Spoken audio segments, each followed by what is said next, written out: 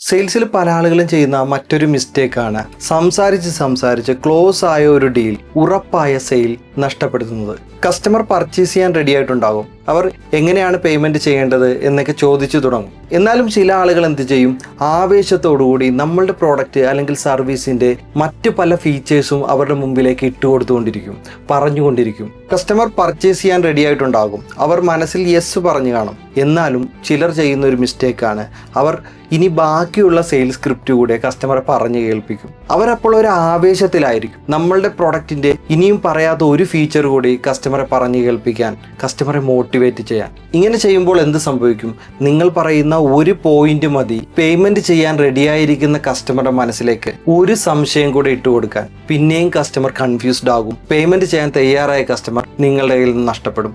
ഒരിക്കലും ഇങ്ങനെ ചെയ്യരുത്. കസ്റ്റമർ പേയ്മെന്റ് ചെയ്യാൻ റെഡിയായാൽ അവർക്ക് പേയ്മെന്റ് ചെയ്യാനായി നിങ്ങളുടെ പ്രോഡക്റ്റോ സർവീസോ പർച്ചേസ് ചെയ്യാനായിട്ടുള്ള അവസരം ഒരുക്കി കൊടുക്കുക. ആ സമയം നിങ്ങൾ ഒന്നും സംസാരിക്കേണ്ടതില്ല. ലെറ്റ് ദം പേ. അവർ പേ ചെയ്യട്ടെ. അതുപോലെ തന്നെ മറ്റു ചിലരുണ്ട്, അവർ പേയ്മെൻറ്റ് ചെയ്ത് കൊണ്ടിരിക്കുന്ന സമയത്ത് നമ്മളുടെ പ്രോഡക്റ്റിൻ്റെ അല്ലെങ്കിൽ സർവീസിൻ്റെ അവരോട് പറയാൻ വിട്ടുപോയ ഏതെങ്കിലും ഫീച്ചേഴ്സ് ആവേശത്തോടെ പറയും. ഇങ്ങനെ ചെയ്യുമ്പോൾ എന്താണ് സംഭവിക്കുന്നത്, അവിടെ അതൊരു ഇൻട്രപ്ഷനാണ്. അവരവിടെ പേയ്മെൻറ്റ് ചെയ്യുന്നതിന് പകരം അവർ നിങ്ങളെ ശ്രദ്ധിക്കും. ചിലപ്പോൾ നിങ്ങൾ പറയുന്ന ആ പോയിന്റിൽ നിന്ന് അവർക്ക് പുതിയൊരു സംശയം ഉണ്ടായെന്ന് വരാം. അവിടെയും നിങ്ങളുടെ സെയിൽ നഷ്ടമാകാൻ അത് കാരണമാകും. അതുകൊണ്ട് നിങ്ങൾ എപ്പോഴെങ്കിലും ഇങ്ങനെ ചെയ്തിട്ടുണ്ടെങ്കിൽ തീർച്ചയായിട്ടും ഇത് ശ്രദ്ധിക്കുക.